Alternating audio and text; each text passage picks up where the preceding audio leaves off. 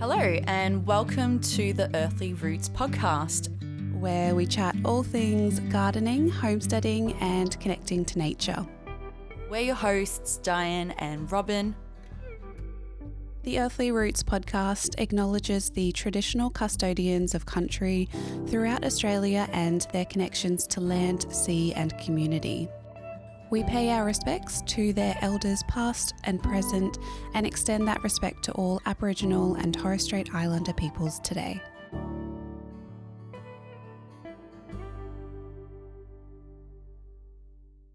All right, hello, welcome back. Hello, welcome back to another episode. I'm excited for this little chat. We're in a different location today, if you are watching. And struggling with both rain and wind outside, so seeking sanctuary inside. Yeah, you might hear a little bit of rain, a little bit of wind in this podcast, but hopefully we have set it up so it won't be too bad. Yeah, this is the first podcast episode where it's just Robyn and I.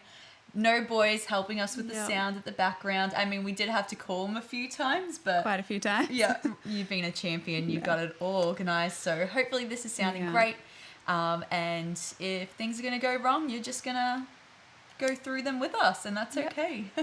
No, but we have some tea, and we're going to chat a little bit first about what we've been up to in the garden lately, because it's kind of go time for the garden and the homestead, really. I know we've both been planting. Busy. Yeah. What have you been up to in the last week, planting or growing in the garden? Yeah, so lots. I've been putting lots of beetroot into the ground, spinach, although I think it's going to be a bit warm for spinach soon enough, but I'm still hopeful it'll come up. My herbs, I've started putting a lot of those in and transplanting lots of tomatoes and peanut plants. Yeah, cool. I actually planted some peanuts. Yeah. So we'll see how they go. Have they germinated yet? No, not yet. No? But I think the soil's still, it's warming up, but it's still a little bit cold. So hopefully that'll happen soon. What about you? Nice. Well, no peanuts for me because I do have a peanut allergy. Yes. So. Oh, I keep forgetting about that because I came okay. and I offered some to you. Yeah. I was like, no, thank you, but I appreciate it. But yeah, no, I've been planting some cucumbers and zucchinis, just like all the good summer veg and some tomatoes too.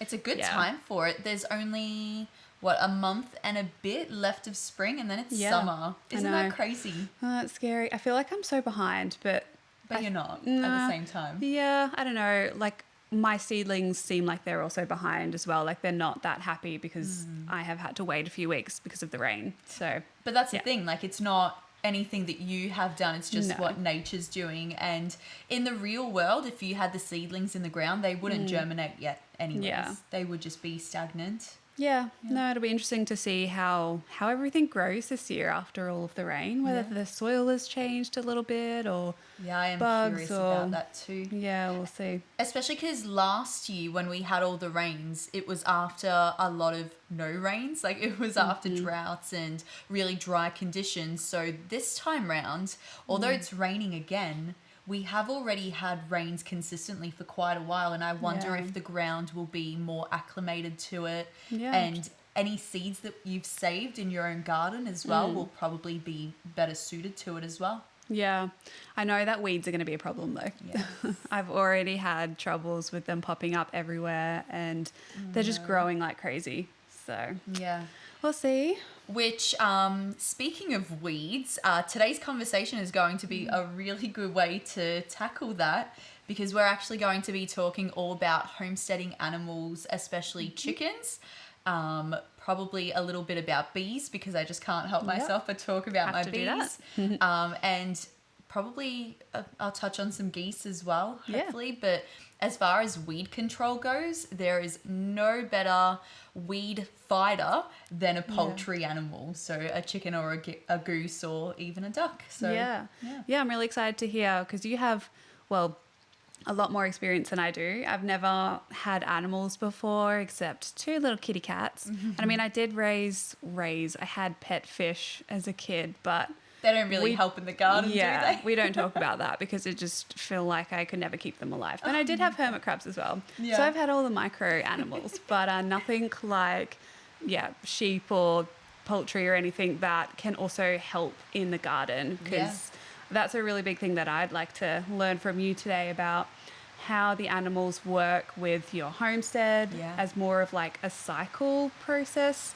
rather than just having them for the sake of, you know, eggs or something like that. Or something. Yeah. There is so many benefits to having chickens or animals on the property. So I'm really looking forward to just kind of sharing our experience with it, but also talking through like where would be the best place to start if other listeners are thinking of getting animals for their homestead for the first time.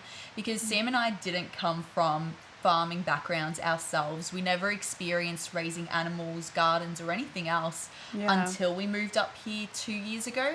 And so it was all brand new. And with anything that's new come a lot of mistakes and a lot of lessons learnt. So exactly. Yeah, it'll be a really cool thing to delve into and catch up on. Yeah. But how are your cucumbers and zucchini going just before we jump into that? Well, I only just really planted them, so they're quite little. I've had to kind of just also manage the bandicoots and animals that we seem to still have in our garden. Yeah. I saw one the other day actually, and it was just like the size of a little rat. Like it was tiny. Oh, wow. Wasn't a rat though. But yeah, they're just getting into the garden and just like digging up the little seedlings. So they don't even get a chance to like properly root in the ground. And yeah, it's very frustrating, but they're still growing. I'm hopefully going to have food. We'll see how they go. The tomatoes are still struggling a little bit. I think just with all of the water, it leached out a lot of the nutrients in the pots. So have they gone yellow or how are they struggling? Yeah, they've gone yellow, which is due to probably just a lot of nitrogen deficiency as it rains in the pots that they're in. Just basically filters all of that out. So that's been pretty disappointing, but it's fine. Like tomato seeds, thankfully, they grow so quickly. So yeah, I've got lots more planted. And I found that was always the trouble with me growing seedlings as well. I've always said that I keep planting seedlings and then I just kill them because they kind of sit there, and whether I forget about them or I let the rain go on them or whatever else, I always find that they yellow or they just dry out. And so I'm just much better off just planting them straight into the ground because I know they're going to at least somewhat survive. Although my zucchini, which I planted into the ground, got eaten alive by all the snails and slugs and whatever else in the garden. So I feel you with that loss of seedlings. Yeah. But I don't have the luxury of like applying animals in my garden. I'm kind of thinking about other ways to manage that. But I noticed when we went for a walk around your property earlier, you had a lot of fencing up around the garden. So do you just not let your animals into the garden at all, or do you monitor them, or how do you enter the garden with the animals? Do you... Gardens and animals, how do they go together? Yes. Yeah, so a lot of the time they don't mix is the whole point. We have free-ranging chickens, free-ranging geese. Some of the time our sheep get out and they free-range too, whether we like it or not. Yeah, many journeys. Anyways, but the reason that you don't want your chickens or geese in the garden as such during the growing season is because they'll go in there and they'll eat the vegetables because they're just as delicious for them as they are to us. And they're not as considerate about the fact that this vegetable is too young or it's just a seedling. They'll just rip it apart. Chickens also scratch and dig around, which is fantastic if you're establishing a garden or if you're wanting to mix compost in, like at the beginning of a season, or over winter and autumn time when you put a bed to rest. But during the growing season, so springtime, when you've got seeds all around, seedlings, they'll just come in and rip it apart, like with their little dinosaur feet. Yeah. Bless their hearts. They mean well, but they just don't do very well in there.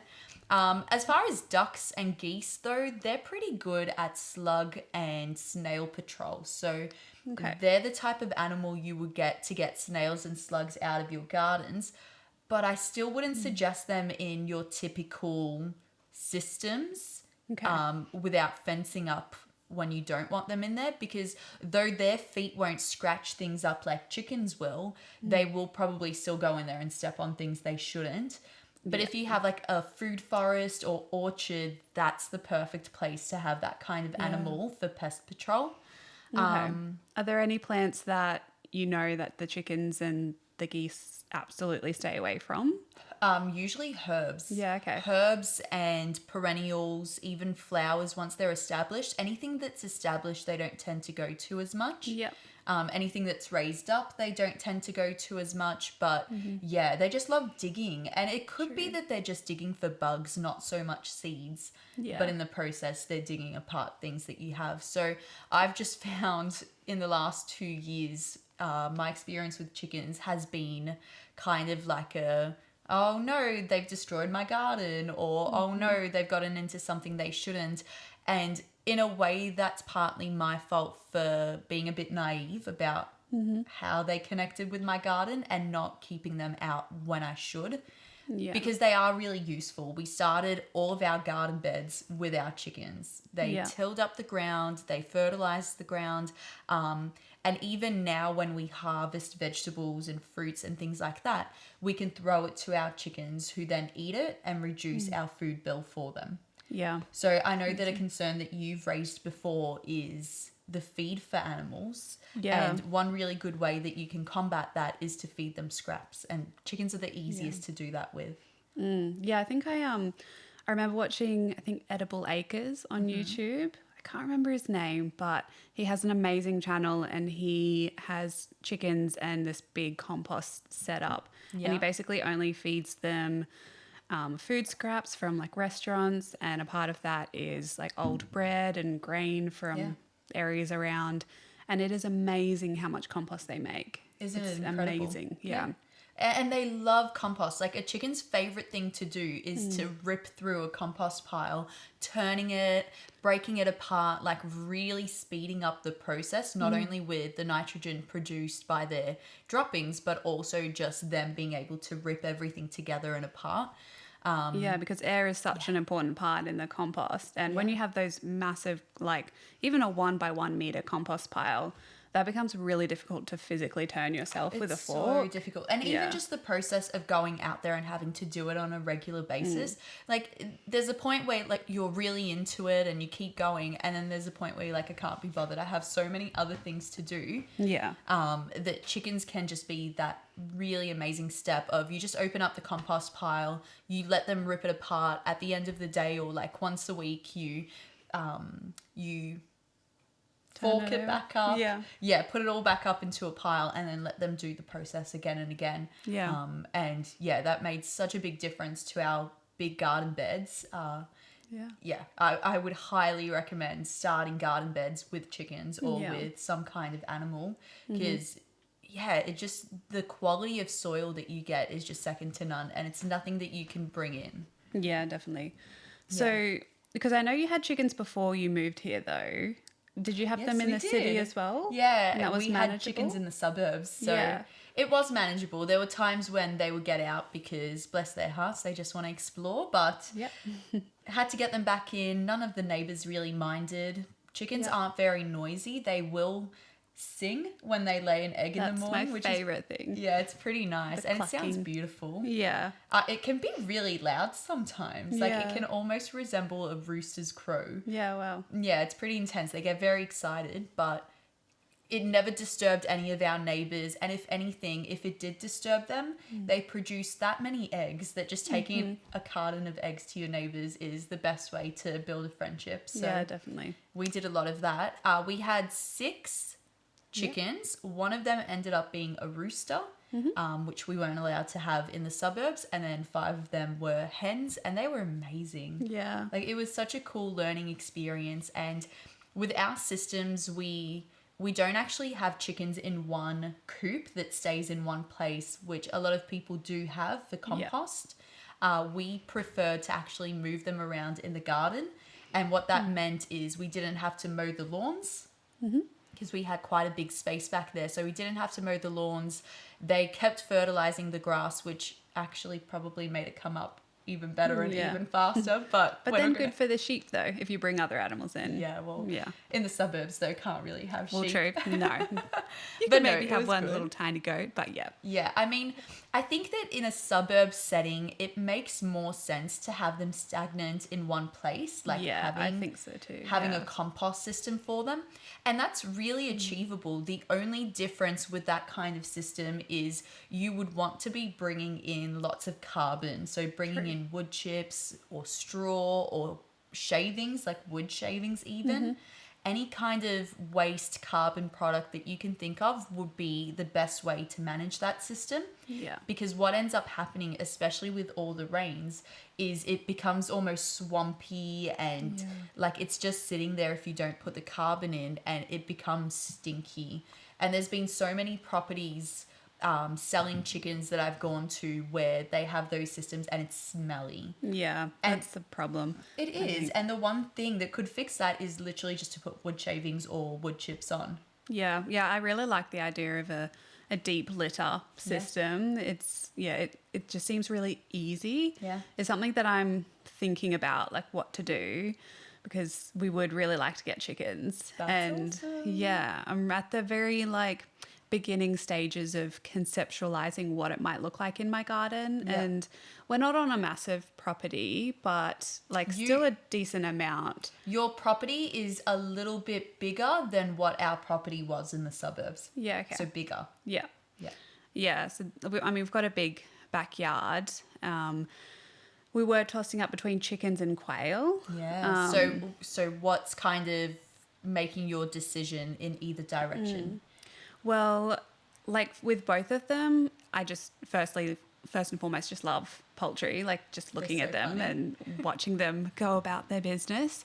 And quail are just really cute and beautiful, in my opinion. I would just love to either raise them and just have beautiful birds around and have a deep litter system with them. And then maybe the chickens could move around a little bit in the garden. Yeah, like free ranging. Yeah. It's my favorite thing to see my chickens just roaming around, and you'll Yeah. walk down with a bucket full of scraps or weeds or whatever Yeah. else you got from the garden, and they just chase you. Yeah, These it's so three little cute. dinosaurs behind you. Yeah, and they look so happy as well and healthy Yeah. when they're able to forage around. But I know that everyone can't do that in their backyard.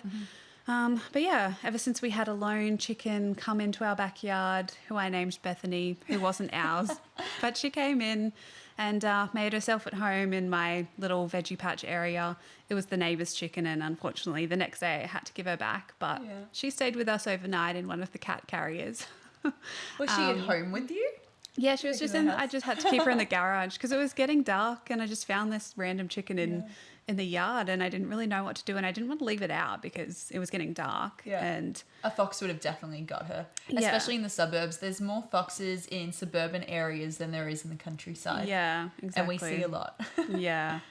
So yeah, we kept her for overnight, and next door wasn't there. So I had a feeling it was theirs, but I didn't want to just go put a random chicken back in someone's yard. I would hate if someone did that. Well, I mean, I wouldn't hate it, but it wouldn't be nice if you had chickens and then you had more chickens every Yeah. few weeks or whatever. Well, chickens don't actually get along so easily. They have a pecking Yeah, order. true. So if you were to introduce or just put in a random chicken, they would probably peck her. Yeah, and, so I didn't want to do bully. that Yeah. because we'd come attached. So basically Bethany made me want to get chickens for sure. That's so good. Yeah, and we're on now the pathway of just figuring out what that looks like and how to get them. And my first problem that I have is just understanding how do I keep them? What kind of coop do I get? Because Yeah. I see all these ones advertised online, like the Bunnings ones, and just there seems to be so many. Yeah. And I see so many of them on Facebook Marketplace as well, and they just don't look that sturdy. Yeah, I was going to say, Yeah. avoid the ones from Bunnings or those cheaply made ones. You can just see as soon as you approach the coop in person that the quality is just not going to last. They're not coops that are made for being out in the elements for long. We found that we had a Bunnings one that a friend had given to us because we were getting chickens, and we were like, oh great, it'll be a starting point because we had baby chicks back then, but they outgrew the space so quickly And then just the whole system of how it worked together, it got smelly, got dirty, and then out in the elements, it deteriorated to a point where you couldn't even use it. Yeah. So what would you suggest instead? So I would suggest building a coop. Yeah. Just use some pallets, use some building material that you can buy from Mitre 10 or the shops or whatever. And the coop that we have built for our chickens, it's big enough for 5 or 6 chickens. It's easy enough to transport and move around. It's on wheels, which allows us to actually spread the manure that falls.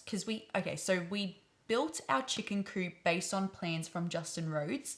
Okay, I was going to ask, where do I get plans from? Is there existing ones? So he's actually got free plans. If you look up like Justin Rhodes Chickshaw, I think it's a Chickshaw 2.0 or something like that. And he's got his plans, but his plans are really, to us, it was quite complex. Yeah. And his materials were expensive. Okay. So we found that we used it more as inspiration and then just tweaked and changed things based on the materials that we had, because we had a lot of salvaged wood and materials, but also what we could find and afford to have. Yeah. Because that's another thing. Like you can spend $800 building a chicken coop, or you can cut a few corners, change and tweak a few things and be able to build it for like $100. Yeah. So it's deciding that as well. Yeah. But I highly recommend at least having a look at those plans or getting some help from someone to build a coop, because you can design it to look the way you want and carry out the process that you want it to. So what we like about the Chickshaw is that it has like the mesh underneath. Yeah. And when the chickens are resting there at nighttime, their droppings fall through the holes, so we don't have to clean. Yeah. And it also means as we move it around the garden, it's all spreading around evenly and it's not going to stink up any one area. Yeah. But that is a mobile system. So we have netting that we put around them. At the moment, we just have them free ranging. So we just have the coop, which they go in and out of by themselves, which is so good. It makes it so easy. But I think one thing that I would improve on it is to have an automatic door, so that if you ever have to go somewhere, it's really easy. It closes up and opens up for the chooks. And possibly even having more space inside, so that if you ever did go away and you wanted to keep them in the coop, you could do that for a few days. But I mean, if you're going to have are you thinking of having a mobile system where you move them around the garden, or do you think you'll have them in one place and just let them out during the day? That's what I'm still trying to on. decide. I think I do want some kind of mobile system, but then, I mean, I would also really love quail, and that could be They go together, I wonder. Yeah, I don't think so. Quail are they're very timid and very scared, and they do prefer to be in their own little flock that they've, worked out who's who. Yeah. And also predators as well, because they're a lot smaller. They're definitely at risk of birds of prey around. I've seen so many around. Me too. We've had so many of our meat chooks being taken away by a falcon at the moment. It just keeps coming back. It's ridiculous. Yeah, and that would scare me with those. So I think I would want definitely something over them, whether it's netting or something else. But we do have like an old shed, 2 old sheds on the property, and one we might convert into That's cool. into the quail house. But my main reason for getting chickens would be to help out with the garden. So after the flower farm beds are finished, or whether they need a break, I'd love to then bring the chickens in. They do such a good job too. Yeah. They'd like rip apart all of the stems and dig it all back in. it'd be so easy. Yeah. Yeah, so I definitely would want to have them be able to move around. But one question I did have with your netting, do you need to have electric netting, or is just normal netting fine, or what do you use? Yeah, so it does depend on the predator pressure in the area. So when we lived in the suburbs, like I said, foxes were more common, and so we did electrify our netting. But I think we just didn't have the system down packed back then. So there were points where the netting would kind of be saggy or there'd be grass growing onto the net, and that can impact the electricity going through and make it less powerful. So we did have a fox that actually came over the net and attacked when we forgot to close up the coop one night. So that was pretty brutal. But since we've been up here in the in rural New South Wales, there's foxes around, but none have ever attacked our chickens. So we don't have netting around them anymore. I'm kind of a person that prefers my animals to free range and my gardens to be the things that are netted up. Because gardens that's a don't... good idea. Yeah, well, the gardens don't go anywhere. And in a way, you can make a fence around a garden look really aesthetic and whimsical and beautiful, depending on what you use. We use whatever we can. We have some of our chicken netting around it. We've got some wire around other areas.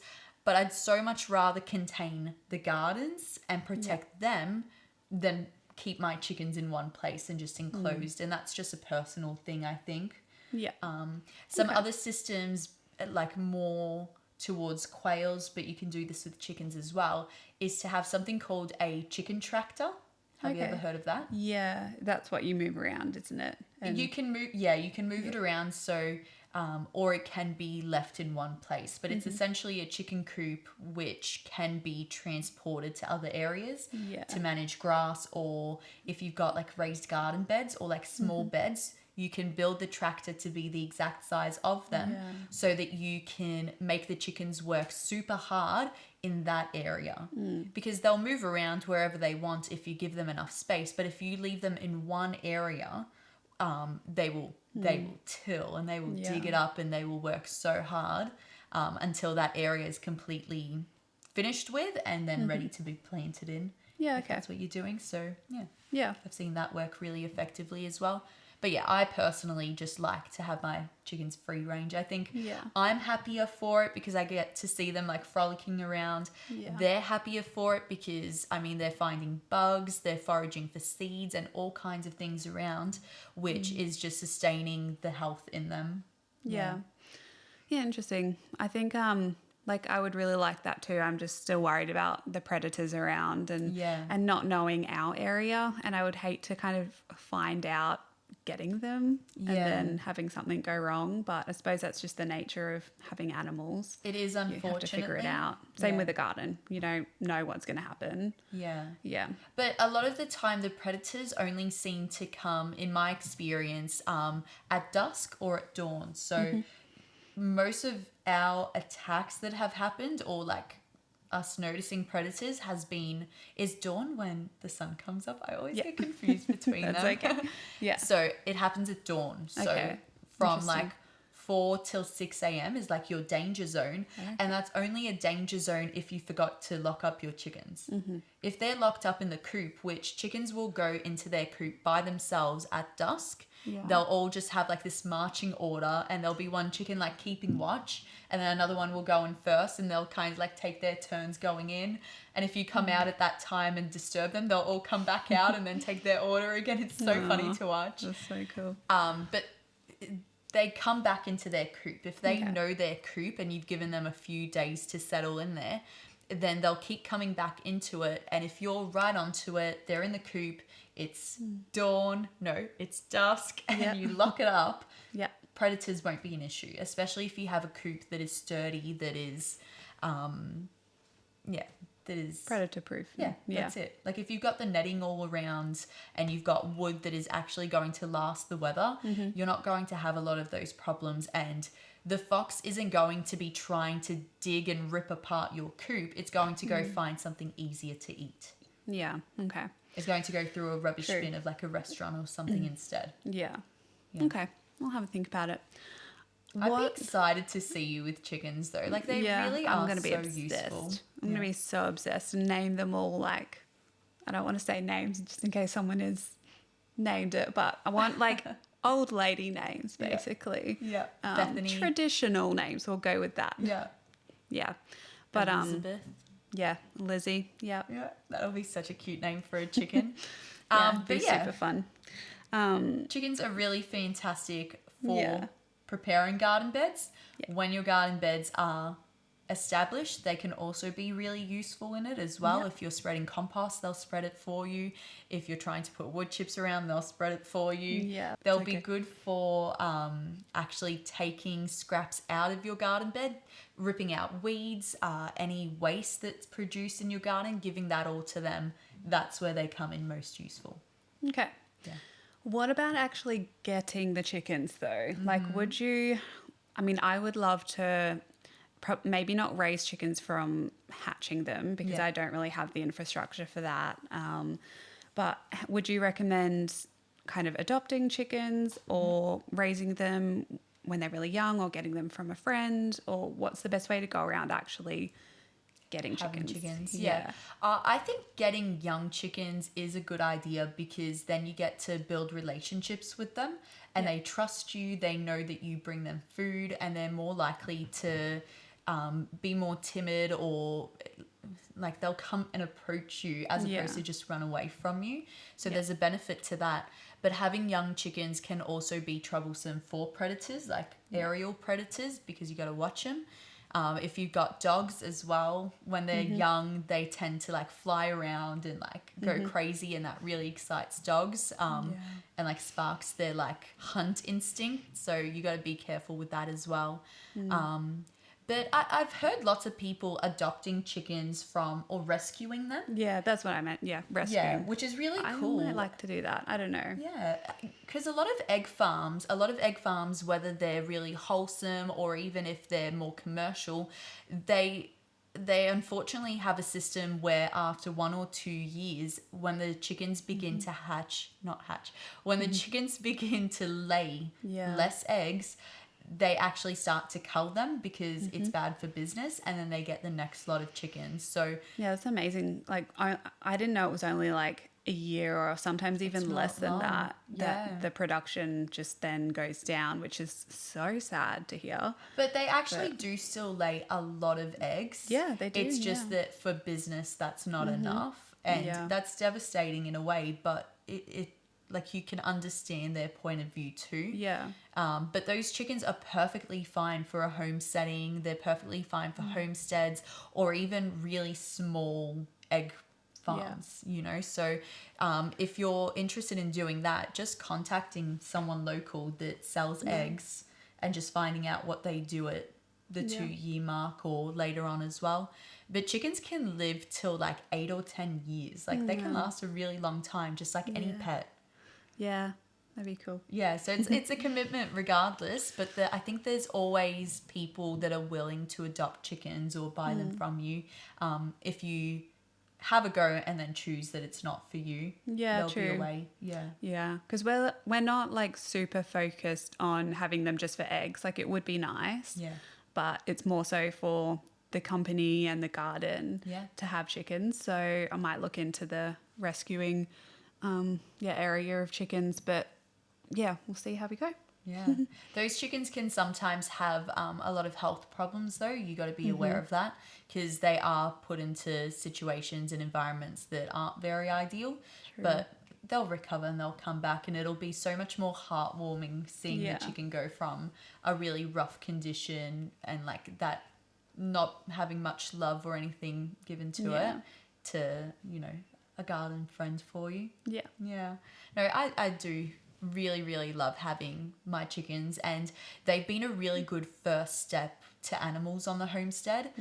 It was a really good like lesson and introduction while we were still in the suburbs, and it let us have a feeling of what it was like to live this lifestyle when we were just so close to the city. And now just being able to experience the whole life cycle of a chicken has been so incredible. So we've actually hatched out our own chickens with an incubator that we did last year, which was really cool. It was actually a lot tougher than I thought it would be. Because you have to keep the humidity and water level just right, and the machine will beep at you if it's not. And so that sometimes happens in the middle of the night. And you're like having to like figure out the humidity and did I do it right? Yeah, that'd be stressful. Yeah, it was a little bit finicky, and we only ended up hatching out 3 chickens successfully through that process. While this year, one of our hens actually ended up going broody. And so Another really cool thing before I talk about her is that when you have a rooster in your flock, and I told you this earlier today, but when you have a rooster in your flock and they sit on the hens and they do their thing. Do their thing. Do the business, yeah. They know what the birds and the bees do. Yeah. The rooster actually fertilizes the eggs within the chicken, and that can actually last like several weeks, if not months. So that's all in her system. And as she lays eggs, which chickens lay eggs anyways, it's just kind of like women going through menstruation, but instead they have eggs that come out. Yeah. Weird to put that both in a sentence, but it is reality. Yeah. My mum didn't know that. Oh, really? Yeah, I think a lot of people don't know that. Yeah, well, my mum thought that you had to have a rooster to have eggs. Yeah. Like that it wouldn't happen otherwise. You have to have a rooster to have chicks and fertilized eggs, but you don't need them to just have the eggs. So anyways, we had tangent. Background story. I love chickens. I could talk about them forever. Yeah. I could go all over the place. But we had a rooster who fertilized our chooks, and then one of our chickens went broody. What does that mean? So broody is when they get the instinct to become a mum. And so what ends up happening is their chest, they start to lose the feathers from there, and it like radiates heat. And in their mind, all they want to do is sit on eggs. And as soon as they get to sit on some eggs, they don't eat, they don't drink for 21 days. So as soon as they start and the process begins, they don't move. And if they do, it's really quick, and then they can go back onto the eggs, and that's their only priority. So yeah, when we noticed our hen getting broody and wanting to sit on eggs, we wanted to encourage that because it was going to be the first time that we would experience that full life cycle without our intervention. And that was the coolest thing to see. At 21 days exactly on the dot, her chicks hatched, and she hatched out 11 out of like 13 or 14. Wow. And they are so cute. We saw them before. They're so, and they were so tiny. They were like this small. Oh my goodness. Like I have never seen chicks that small in my whole life. And she's a pretty small hen, so it made sense. But she seems like a good mum. Yeah. Good mama hen. I didn't expect, out of all our hens, she's the last one that I would expect to be the mum. Oh, wow. And yet she is. She's the tiniest of them all as well. Do you know if a chicken goes broody? Because I know a lot of people talk about this, but can you bring a chicken out of being broody, or is it just that's it? You can and you should, especially if your eggs are not fertilized. So it can be really unhealthy for them because of the lack of eating and drinking thing. Like they literally wear away, and you can see like their comb lose color and like flop to the side because they're just missing that nutrients. But one way to break a chicken's brood is what people call it, is you need to, that chest situation of her losing feathers and going really like ultra hot, you need to cool her down. So putting her into like a cage on her own with food and water and raising it up so that there's airflow will help to cool her down. Removing eggs, I think is an obvious one, but it needs to be said. Like, don't let her see eggs, like even breaking an egg to make her realize that, oh, I can't hatch this anymore can be a really good thing. But they just need time to break out of it. Yeah, interesting. Okay. Well, I'm learning a lot about chickens. There's so much to them too. And it's stuff that you don't need to know straight away. It's just the things that you get to experience and learn about as you go. But yeah, I mean, at the end of the day, chickens are the gateway drug to homesteading because they are quite simple. Yeah. You just need a secure shelter for them. You need to be making sure that they have feed in some form, plenty of water, and just remembering to lock and unlock the coop door so that they can come in and out. But other than that, like, that's it. Yeah. Exciting. Everything else, they help you out. Like they help you with the gardens. They help you with tilling and preparing beds. They help you to control pests and bugs in the garden beds.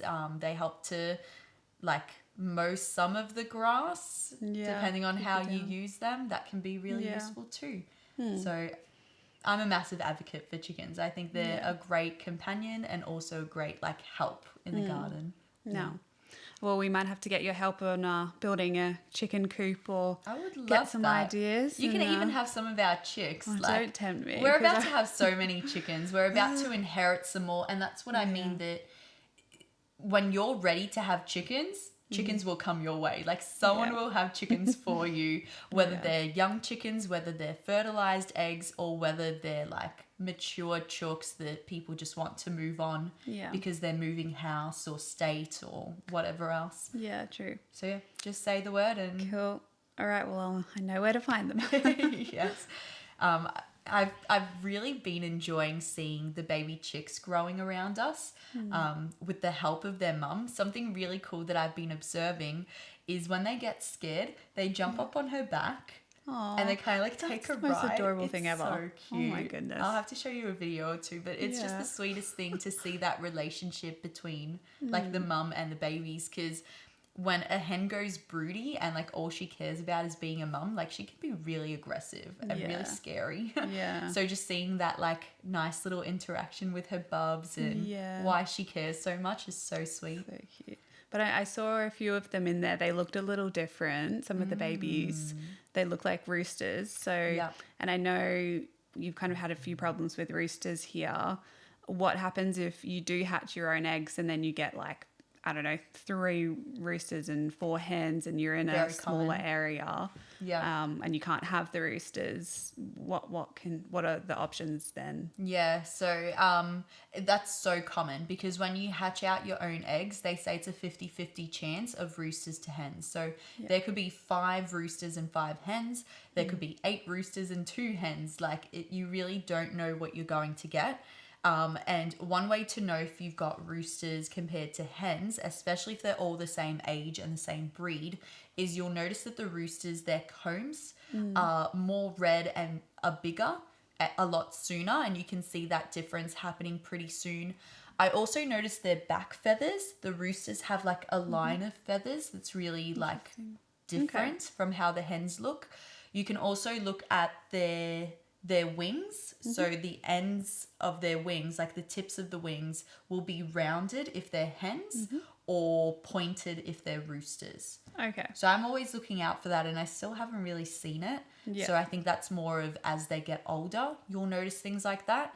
And the roosters will just behave like roosters. They'll be more boisterous. They'll like run around and like arc up at you when you go, and then they'll be like, "Oi, get out of here," you know? Like, scary. So, but they're cute. They're tiny. Yeah, for now. I mean, when they get bigger, then it's definitely a concern. But I think the best thing you can do with young roosters is, while they're young, that's when people want roosters, because they can build a relationship. They can make sure it's nice and calm and knows them, taking away hopefully some chance of it becoming aggressive in the future, because a rooster has a job to do. Its job is to protect a flock. Its job is to mate with the ladies and to look after and own the ladies. And that's what its purpose is in life. It's a wild bird. Just because we've tamed it and put it into our gardens doesn't mean it's not a wild animal with instinct. Got all those instincts that you can't change. And it is really sad to hear what a lot of people do with roosters, but it is nice to know that a lot of people are still looking for young roosters to then adopt and bring into their flock. But I'm not sure if we'll get a rooster or not. I would suggest not getting one. No. It's not necessary. The only reason we got a rooster this time round is because we wanted to experience that life cycle. Our chicken's free range, and so having a rooster can be beneficial because it makes noise when there's predators, and then you're aware of that. But it's just not necessary to have them. The chickens protect themselves just fine without them. They seek shelter, they huddle together, like they stick together as well. So I wouldn't recommend a rooster unless you wanted to go and see the life cycle, really. Okay, interesting. What about another topic is the food? Like, what do you feed the chickens? And if you don't mind answering, how much would you spend kind of per week or per fortnight on the chickens? Is it an expensive thing or not? Yeah, I think it depends on where you have the chickens. We, in the suburbs and even here, we bought organic, free-range pellets. So you buy chick starter when they're little. And it's like a crumble, so it's easier for them to eat. We were fermenting that for a while, and that worked really well. It bulks it up. So fermenting feed, you put the food into a bucket, fill it up with water, and a couple of days later, it's fermented. So it's got like really good bacteria, just like we would for our gut. It's good for the chickens as well. But the water also absorbs into the feed and bulks it up, so they don't have to eat as much, which is really beneficial as well. So that's a way you can cut down on costs. We also now we have free range layer pellets. So once they start laying eggs at about, I want to say it's 5 or 6 months, chickens start to lay eggs. So it takes them a little while before they do. But once they do, you need to change over the food that they're getting so that they've got less protein in their feed and more calcium. And so that's the difference between the feed, that when it's a chick starter, it's got lots of protein. And then you can have less protein when they're older because it's bad for their like kidneys and stuff. Okay. But the good thing about that organic feed, and I know you'll be right into this, is that you can get soy-free varieties, you can get vegetarian varieties, so you can get varieties of food where it's less impactful on the ecosystem and landscapes. So you can look into feed and really figure out where it's coming from, so that you can source food that's actually, you know, mindful of the environment. So that's a really good company. What are they called? Country Heritage Organics is the company. And I recommend that. We've had lots of really good success with it. But one way that we cut our food costs, so we only go through one $34 bag of feed. So that's organic feed, $34 for 20 kilograms. That lasts, I'm going to say, a month. Wow, okay. I thought it lasts a really long time. I thought it would be a lot more expensive to feed them, but if anything, it's cheaper. There's bags of feed that are $20 or $16. Yeah. But then you're sacrificing quality. But yeah, $34 a month, and I think that's mainly because they free range. Yeah. So our chickens will eat their food in the morning when they first come out of the coop, but then they'll go and forage for the rest of the day, and they'll find bugs, they'll find grass, they'll find whatever they can. And then when we have scraps, we'll just throw it out there, and that supplements their feed again. I've heard of people feeding their chickens nothing but scraps and them being completely fine. Okay. The way that you can tell if it's okay or not is if your chickens stop laying eggs, they're not getting enough food to produce the eggs. They're probably getting enough to just sustain themselves and be healthy. But if you feed them more than just whatever they need for themselves, that's when the eggs will come. Okay, interesting. And is there any specific treats that your chickens love the most? My chickens love any everything. Scraps or anything? Yeah. They love everything. I love feeding them pumpkin, like when I've carved out a lot of pumpkin and there's just the seeds inside or the skins on the outside, I'll throw that out there and they'll just peck at it. Or like watermelon. Yeah. You know how like you can only have so much watermelon and then it starts to go bad? Yeah. They just peck all of the red part out. Oh, so cool. Yeah. Yeah, I've seen a lot of people like make like tie like a head of broccoli or cabbage or something up so that, and this is in coops that are like they stay there. They don't move around the chickens. So they have a little bit more enjoyment and things to do in their coop, and they'll just hang all these like broccoli heads up everywhere, and so they can peck at them. Jumping at it. Basically, yeah. Because I think they can get a little bored if they are in one area if you're not giving them things to do. Yeah. Like they're hard workers. If you watch a chicken for a whole day, they're just working and digging and pecking and doing things all day. They don't stop. Yeah. So I wouldn't be surprised if they do get bored, but they'll always find things to do. And that's where if you are going to have a stagnant system, having a compost pile will be the best way that you can entertain your chicken, because they'll just keep digging through it. Yeah. Yeah, just having it like in the corner or something. Yeah. Giving access to it every now and again. I love chickens. I love that this is just an episode on chickens. Yeah. I think that's all it needs to be. Chickens. Yes. I'm trying to think of what else they might need. So in their coop, you need to make sure they have a nesting box. Yeah. So let's talk about like the basics of a chicken coop. Yeah. So whether you're having it in one place or moving it around, that's one thing to decide on. But the next thing, once you've got the chicken coop, you need to have nesting boxes. 1 nesting box is enough to serve 3 hens. Okay. Is usually the rule of thumb. I can't remember the measurement of space for a chicken. I think from the top of my mind that it's 1 square foot of space per chicken. And I don't know what a square foot is in centimeters. Is that what the nesting box needs to be? Sorry, so that's space the area in the coop. Okay. Yep. The nesting box, it just needs to be enough for the chicken to sit in there. Yeah. They like it dark. Okay. So I saw you use like milk crates or things like that. Yeah, that's They a look really nice, easy, self-sufficient, cheap way to do that. Yeah. Yeah, we've just built ours out of wood, and that's enough for them as well. And then so putting hay in there to keep it nice and soft for them. The hay also means when they lay their eggs, if at nighttime they're resting in the nesting boxes, they tend to poop in them, which is really frustrating. Our rooster did that more than the hens did. But if that's happening, the hay can stop the poo from like sticking onto the eggs and keeps them cleaner. So that's kind of nice. Yeah. Can you eat the eggs if they have chicken poo on them? Yeah, you just wash it off. Okay. And it's really common for even in like the egg industry for eggs to be dirty, and you just wash it off. Okay. If you do wash it off though, it has to go into the fridge. Yeah. So if you've got clean eggs, you can leave them out on the countertop for about a week. If you put it into the fridge just like that without washing it, then it lasts 3 weeks.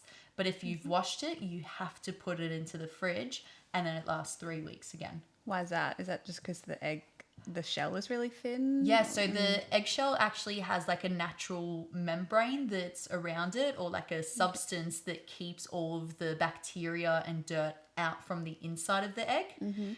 So as soon as you wash off that coating, so it has like a coating, sorry. As soon as you wash off that coating, bacteria and germs can go into the egg, and then like the egg goes bad. Yeah. Okay. Yeah. Didn't know that. Isn't that interesting? Yeah. Yeah. I've read more about that recently, about how long you can keep a chicken egg in the fridge or on the counter for, because I thought it was a lot longer than a week.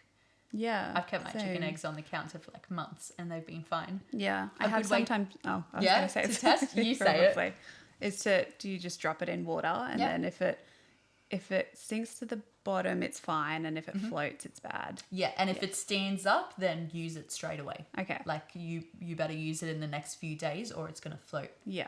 And that's the easiest test to do. Like it's so simple. Like everything about chickens is so simple, and it's just like when you start, there's so much more that you're going to learn from it. Yeah. It's so fun.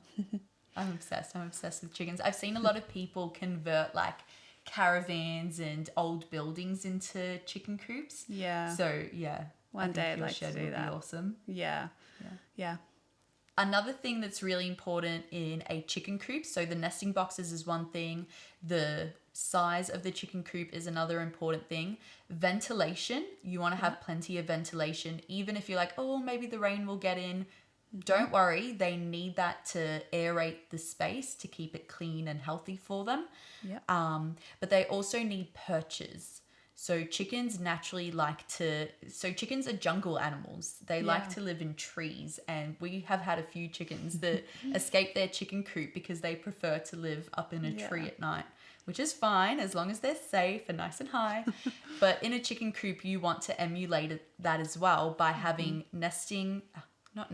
perches, so that at nighttime they can rest on them and feel elevated from the ground, and that like helps them feel safer, I guess. Yeah, so you could use just like old branches around, because I've seen branches. some cool little configurations of like just like even a kind of like replicating a tree or something like that in a standing coop. Looks really cool. Yep, just even like a bit of wood, like the way that you build your coop should have that in it. And that's why I wouldn't recommend the Bunnings coops, because they don't have those things in them. Okay, interesting. Yeah. Yeah, I didn't really ever think about that. Yeah, like they have a lot of elements that are not there. They have a nesting box, but it's so like little that I don't know how any normal hen would fit in there. So yeah. Okay. And do they need, like, I've seen chickens just like bathe in the dust or the dirt. Do they, if you're not moving your chickens around, do they need that in their coop to help with their feathers? Yeah, that's a really good point.